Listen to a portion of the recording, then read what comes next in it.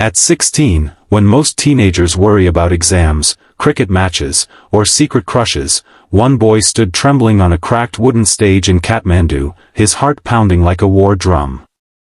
The crowd before him was restless, a sea of young faces hungry for hope, their eyes heavy with the weight of a nation that had suffered too much loss, too many broken promises. The microphone wobbled in his hand. His palms were slick with sweat. For a moment, it felt like the world was holding its breath, waiting to see if this boy had anything worth listening to, or if he would crumble like the dust on the old government building behind him. But when Avishkar Raut opened his mouth, what poured out was not the nervous tremble of a teenager, it was fire. And before we go deeper into this unforgettable story, let me pause and ask you something. If you believe in kindness, second chances, and voices that can change the world, then please take a second to like this video, share it with someone who needs inspiration today, and subscribe to Kindness Corner for more stories that remind us of the strength of the human spirit. Your support keeps these stories alive. Avishkar's story didn't begin with applause and cheering. It began in the narrow, dimly lit alleyways of Biratnagar, where the scent of dust and kerosene filled the air, where his mother worked long hours stitching clothes under a flickering bulb, and his father drove an old rickshaw that rattled like a tired skeleton. Avishkar was no stranger to hardship.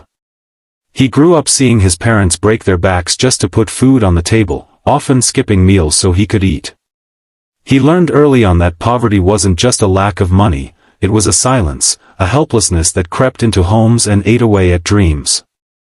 School was supposed to be his escape, but even there, hope was fragile. His shoes were torn, his notebooks filled with second-hand pages, his teachers often dismissing him as another boy who will end up driving a rickshaw like his father.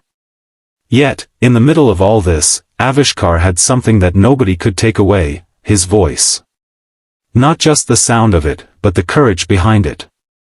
He read voraciously, borrowing books from libraries he could barely afford to enter, copying pages word for word so he could study them at night. He found strength in the speeches of freedom fighters, the words of poets who spoke of fire, rivers, and revolutions. He dreamed of speaking one day, not in classrooms, but to the world. But Nepal was restless.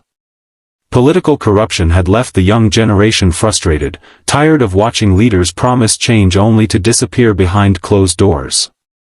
Unemployment was crushing dreams, and entire families were forced to leave their homeland for work abroad.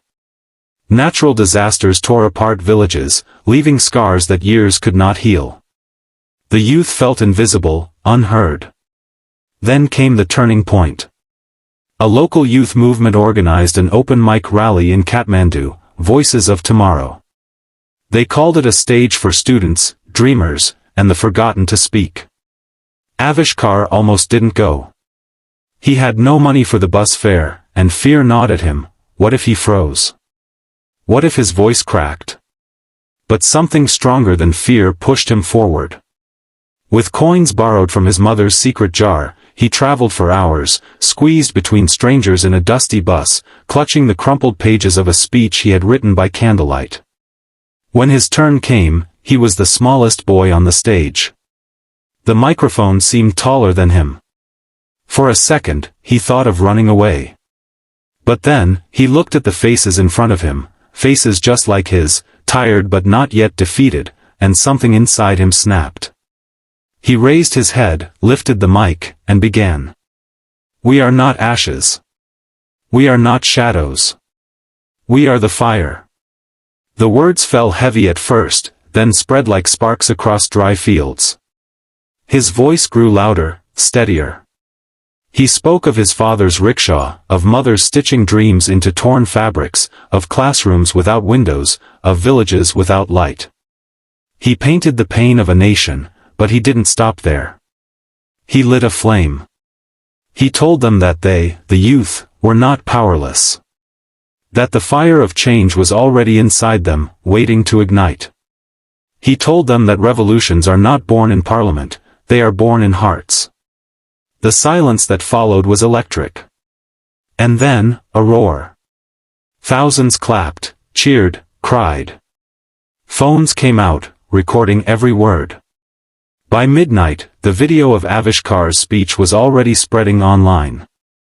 By the next morning, it was everywhere, on Facebook, on YouTube, on WhatsApp groups from villages to cities.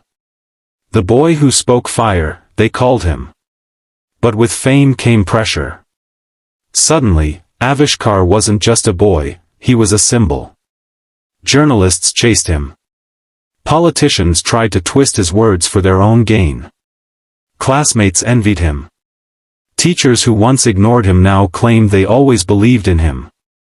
The weight of expectation pressed down, and Avishkar began to feel like he was drowning. At 16, how could he carry a nation's hope? Nights passed with him staring at the ceiling, wondering if he had unleashed something too big to control. What saved him was the people. Letters began arriving, handwritten notes from farmers, from schoolgirls, from workers in Qatar and Dubai who saw his speech and cried because it reminded them of home. One girl wrote, "I wanted to end my life, but your words told me I still have fire inside. Thank you." These messages became his strength. He realized this wasn't about him. It was about them. It was about all of Nepal. Over the next months, Avishkar traveled to villages, schools, and disaster-hit areas. He listened as much as he spoke. He carried books to children who had none. He organized youth groups that cleaned rivers, rebuilt damaged schools, and created platforms for other young voices. Slowly, what had begun as a speech became a movement. A generation once silenced now stood taller, prouder, braver. And everywhere they went, they chanted his words, "We are the fire." But the journey wasn't easy. Not everyone welcomed change. Corrupt officials mocked him, calling him just a boy with big dreams. Threats followed, warning him to stay silent.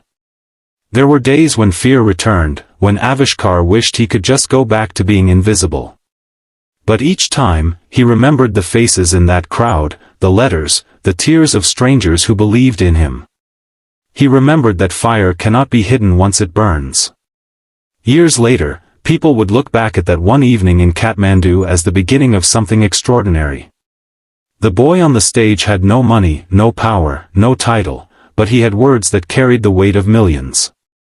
And in speaking them, he ignited a nation. As you watch this story unfold, I want to pause again. If Avishkar's journey touched something in your heart, if you too believe that one voice, no matter how small, can spark a revolution, then please take a moment to like this video, subscribe to Kindness Corner, and share this story with your friends and family. It may inspire someone you'll never even meet. Before we end, I have one special request for you. Please comment below with the words, "We are the fire," to show that you believe in the power of hope, courage, and kindness. Let's fill the comments with flames that remind us all, even in the darkest nights, one spark can light the sky.